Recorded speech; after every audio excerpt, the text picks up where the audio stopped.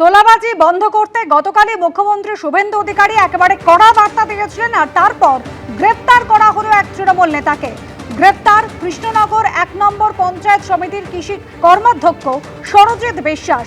সরজিৎ বিশ্বাস তৃণমূলের ১ নম্বর পঞ্চায়েত সমিতির কৃষি কর্মাধ্যক্ষ, তাকে গ্রেফতার করা হয়েছে। কৃষি কর্মাধ্যক্ষ আমাকে কালকে তুলে নিয়ে এসে রেখে দিয়েছে, এখন কিছু বলছে না, বলে গেলে বুঝতে পারবে। আপনি নিজেও জানেন না আপনি কি করতেন? সুজিত মণ্ডল আমাদের প্রতিনিধি রয়েছেন আমাদের সঙ্গে টেলিফোন লাইনে। সুজিত, কোনোভাবেই তোলাবাজি যে বরদাস্ত করা হবে না মুখ্যমন্ত্রী গতকালই বুঝিয়ে দিয়েছিলেন, তারপর এই তৃণমূল নেতাকে গ্রেফতার করা হয়েছে, কি অভিযোগে?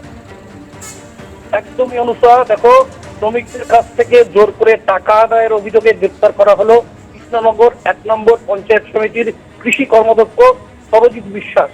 তিনি স্থানীয় তৃণমূল নেতা, তিনি আগে গ্রাম পঞ্চায়েত প্রধানও ছিলেন এবং শনিবার গভীর রাতে তাকে কিন্তু গ্রেফতার করে কোতোয়ালি থানার পুলিশ এবং আজ তাকে কৃষ্ণনগর জেলা আদালতে তোলা হয়েছে। এবং পুলিশ সূত্রে যেটা জানা গিয়েছে, দিগনগর এলাকার একাধিক বেশিমত তৈরির যে সমস্ত কারখানা রয়েছে সেই কারখানার শ্রমিক সরবরাহের সঙ্গে যুক্ত ছিলেন এই সরজিৎ, এবং অভিযোগ দীর্ঘদিন ধরে ওই কারখানার শ্রমিকদের কাছ থেকে নিয়মিতভাবে টাকা আদায় করা হতো এবং শ্রমিকদের একাংশের দাবি কাজ বজায় রাখতে বাধ্য হয়ে তারা কিন্তু টাকা দিতে বাধ্য হতেন। এই অভিযোগের ভিত্তিতে সম্প্রতি কোতোয়ালি থানায় একটি লিখিত অভিযোগ দায়ের হয় এবং সেই অভিযোগের ভিত্তিতে কিন্তু পুলিশ তদন্তে নামে এবং গতকাল তাকে প্রথমে আটক করা হয় এবং পরে তাকে গ্রেফতার করা হয়। এবং পুলিশের যেটা অনুমান, এই ঘটনার সঙ্গে আরো কয়েকজন জড়িত থাকতে পারে এবং কতদিন ধরে এই চক্র চলছিল এবং এর পেছনে অন্য কোনো প্রভাবশালী গোষ্ঠী রয়েছে কিনা তাও খতিয়ে দেখা হচ্ছে।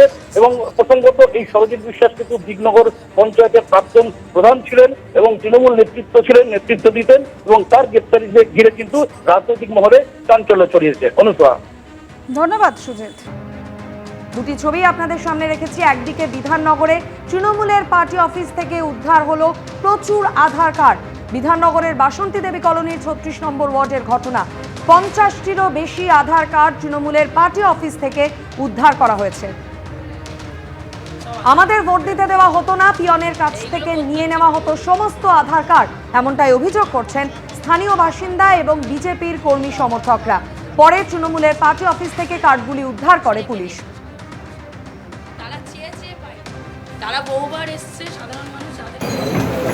বিধাননগরে যখন তৃণমূলের পার্টি অফিস থেকে ৫০টিরও বেশি আধার কার্ড উদ্ধার করার ঘটনা ঘটল, তখনই অন্যদিকে বীরভূমের কীর্ণাহারে এভাবেই মাঠে পড়ে থাকতে দেখা গেল ১০০রও বেশি ভোটার কার্ড। পশ্চিম পাড়ার মাঠ থেকে উদ্ধার হয়েছে ১০০রও বেশি ভোটার কার্ড। কার্ডগুলি পূর্ব বর্ধমান জেলার চিনিশপুর মল্লিক পাড়ার ভোটারদের, এমনটাই দাবি করেছেন স্থানীয় বাসিন্দারা। কার্ডগুলি সংশোধনের জন্য তার কাছে ছিল, এমনটাই দাবি এলাকারই এক অঙ্গনওয়াড়ি কর্মীর। আর এই অঙ্গনওয়াড়ি কর্মীকে স্থানীয় বিএলও হিসেবে দায়িত্ব দেওয়া হয়, দাবি করেছেন স্থানীয়রা।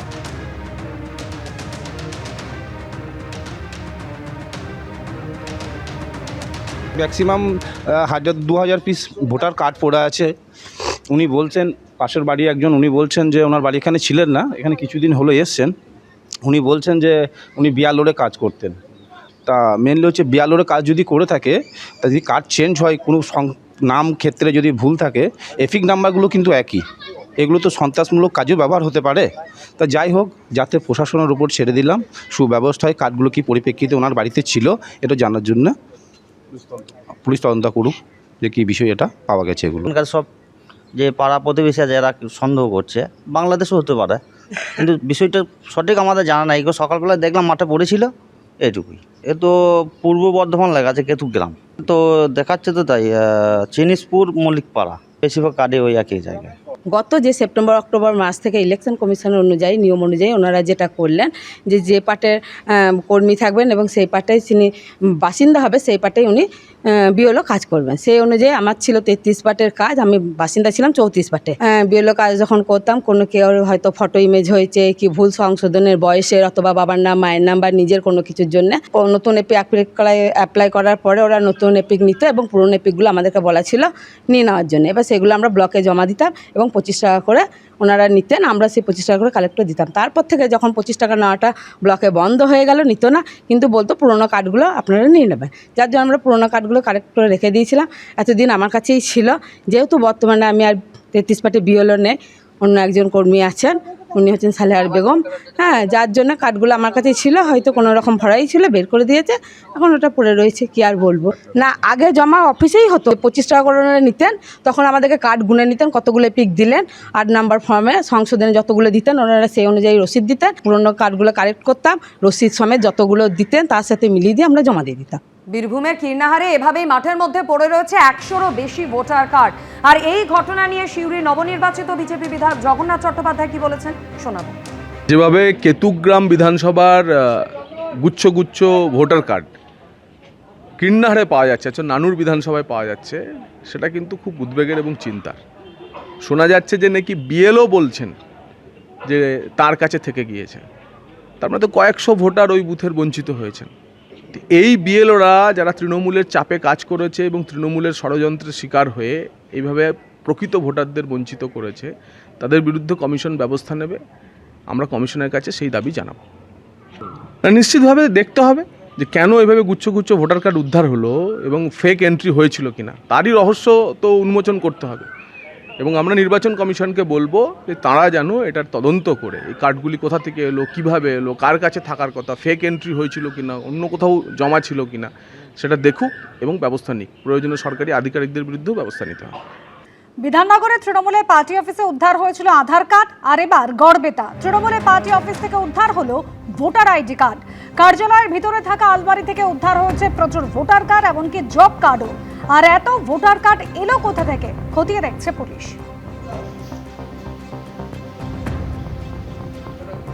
গড়বেতা 3 নম্বর ব্লকের ভুয়াদহ অঞ্চলে একটি পার্টি অফিসে দেখুন ছোটটারা মুক্ত বুথ তৃণমূল কংগ্রেস কার্যালয়।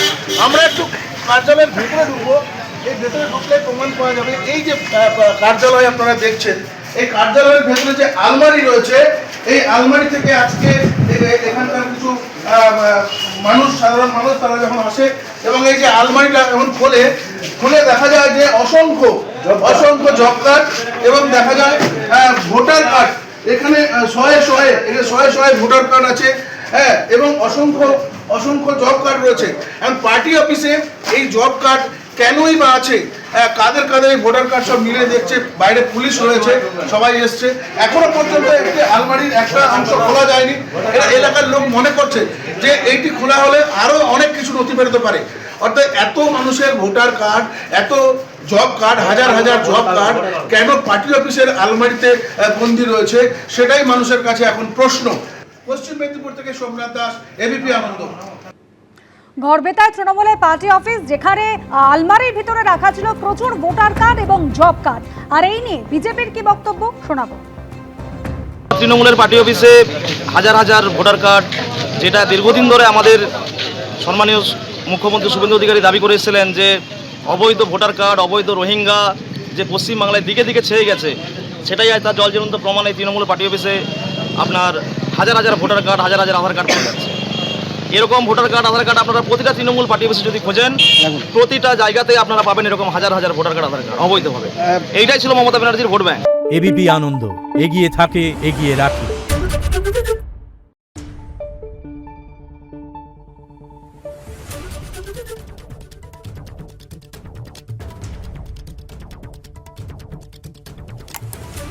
Thank you.